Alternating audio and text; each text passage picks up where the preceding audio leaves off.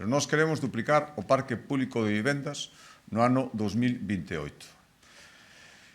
Todo isto, como decía María, por iso queremos facer este acto agora, ten moito traballo anterior, moito traballo administrativo, moito traballo de planificación, decidir onde.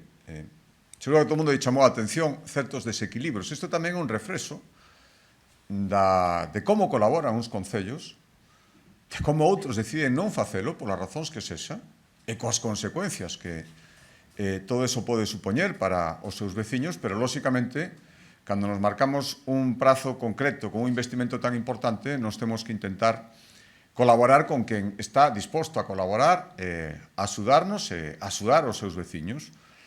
Polo tanto, entendendo que temos que concentrar, polo menos a promoción pública, nos lugares de máis demanda, todo o mundo se pode imaginar que hai peticións en moitos sitios, pero unha estrategia ben planificada e responsable ten que intentar concentrar onde hai demanda, e onde hai demanda e onde hai máis poboación, e nos arredores tamén dos sitios máis poboados.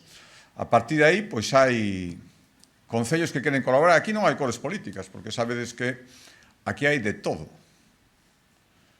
Hai vontade ou non vontade, entender ou non entendelo. Tamén hai sitios onde non tivemos moita colaboración, pero afortunadamente tiñamos solo industrial, capacidade para facelo, que isto que non quera decir, bueno, os que nunca queren colaborar seguiron sin colaborar, pero afortunadamente en algúns sitios eso pudimos solucionar, noutros non.